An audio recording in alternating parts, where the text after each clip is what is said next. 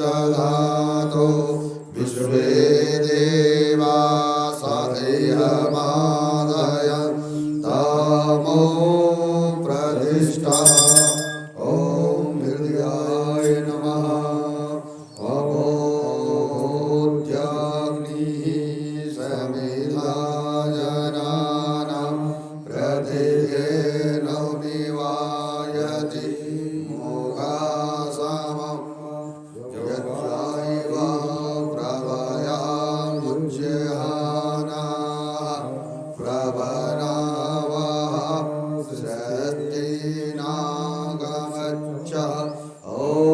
श्री श्री स्वाहा ॐ जीवहरतिं पृथिव्या विश्वानरः वित्तं अजातमग्निं कविगं सम्राजमथितिं जनानामासन्न पात्रं जनयन्ते देवाः ॐ शिखाय षट् ॐ मर्वाणि ते मर्मणा साधयामि सोऽस्मत्वा राजामृतेन नोत्तां ओरोवरियो वरुणस्ते कृणोतु जयन्तं प्राणो देवा मदन्तु ॐ कवचाय होमः विश्वतो मुखो विश्वतो बाहो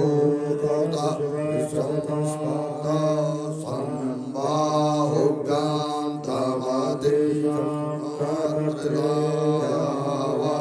भूमि जनयन्त देव एका ॐ हिताय घटहे ॐ मानतो केतनये मान आयुगे मानो गोमानो अश्वेधुरीकाः मानो वीरान् रुद्रभामिनो वदिर्वहन्तः सदा हवामहे ॐ अस्त्राय नित्यं महेशं रजतगिरिनिवहं चारुचन्द्रावतंसं रत्नाकल्पोजलाङ्गं परशुमृगवरा प्रीतिहस्तं प्रसन्नं पद्मासीनं समन्तास्तुतं मम करे व्याघ्रकीर्तिं वशानौ विश्वादं विश्ववन्दं विकलभयहरं पञ्चवक्त्रं त्रिनेत्रं नमः पार्वती पते हर हर महादेव हरि ओम गणानां गणपति गंगावामहे प्रियानां प्रियपति गंगावामहे निधीनां निधिपति गंगावामहे वसोर्मम आहमजानि गर्भधमा त्वमजासि गर्भधम्मा गायत्री तिष्ठुव जगत्यानिष्ठुः पञ्चाशः बृहत्तुनीहा काकुशोचिभिः सन्नन्तु त्वा त्रिपदा शतुष्पदा त्रिपदा षट्पदाः विशन्ताजास्तसछन्दाः शुचिभिः सन्नन्तु त्वा सहस्तोमाः छन्दसा आवृताः सहस्रप्रमाधिघ रेखायाः सप्तदेव्याः पूर्वेघां पन्था मनुदृश्यधीरा अन्वाले भीरे रज्जो नारस्मिन्ना ॐ जाग्रतो दूरमुदेति देवं तदु सुप्तस्य दधे वेति दूरङ्गमं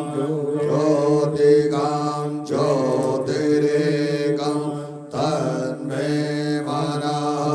शिवसङ्कल्पमस्तु येन कर्माण्यपसो मनीषिणो यज्ञे कृण्वन्तु विदते क्षुधिराः यदा पूर्वं चक्षमन्तः प्रजानां तन्मे मनः शिवसङ्कल्पमस्तु जनप्रज्ञानमुतचेतो धीतिश्च ज्योतिरन्तरामृतं प्रजासु किञ्चन कर्म क्रियते तन्मे मनः शिवसङ्कल्पमस्तु येनेदं भूतं भुवनं भविष्यत्परिगृहीतमृतेन सर्वं येन यज्ञस्तायते सप्तहोता तन्मे मनः शिवसङ्कल्पमस्तु यस्मिन्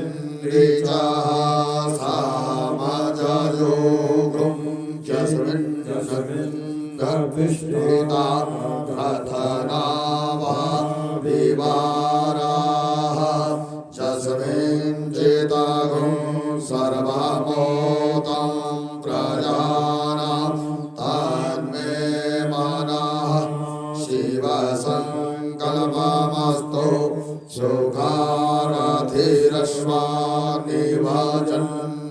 सुखारथिरश्वानिभजन्मानुष्यानि नीयते सुरभिर्वाचिना इव यत्प्रतिष्ठतं यचिरं जरिष्ठं तन्मे मनः शिवसङ्कल्पमस्तु हरिः ॐ सहस्रश्रीर्धा पुरुषः सहस्राक्षः सहस्रपातसभूमिगं सर्वतस्पृत्वा त्यतिष्ठदशाङ्गुलं पुरुषाये वेदगं सर्वं यद्भूतं यज्जभाव्यं उतामृतत्वशेषानो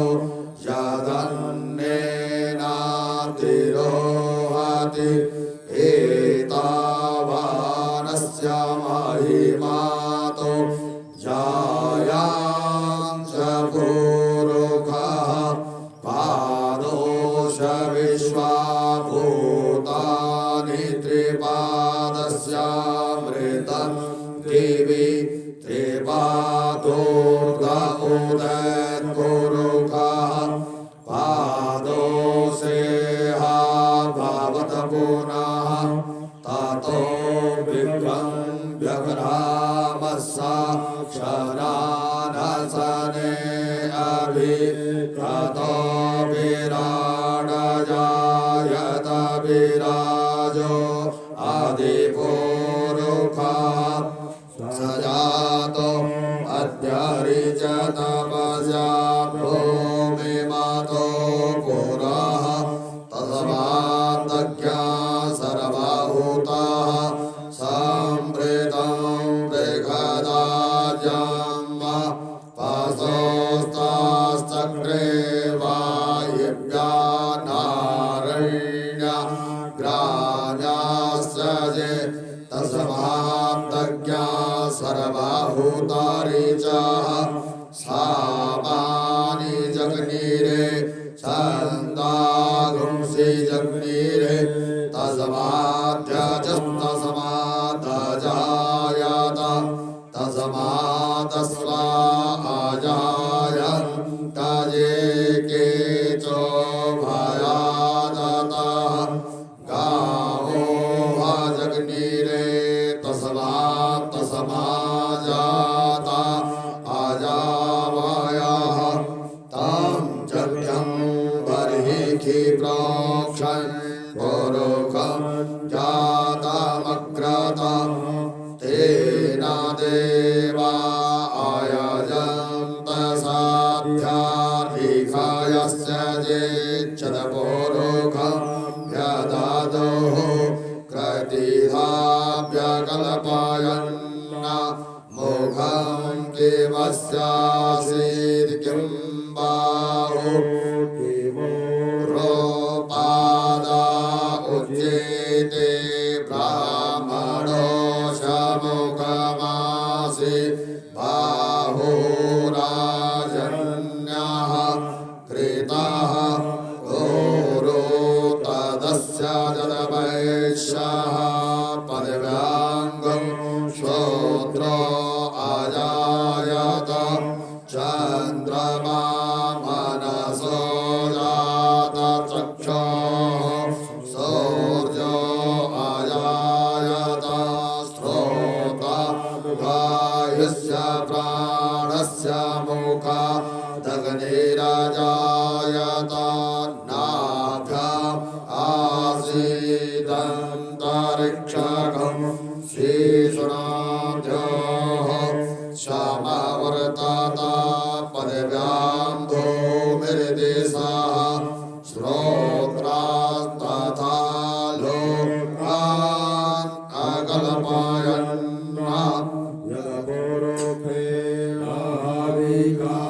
देवा जग्यमतन्वता वसन्तो स्यासितायां ग्रीष्म इदमः शरद्धभिः सप्ताशासन् परिधयस्त्रिः सप्तसमिदः कृता देवा छन्दज्ञन्नाना अभग्नं पुरुखं पशुं जगनेन जज्जमयजन्त देवा स्थानि धर्माणि प्रथमान्यासन्न केहनाकं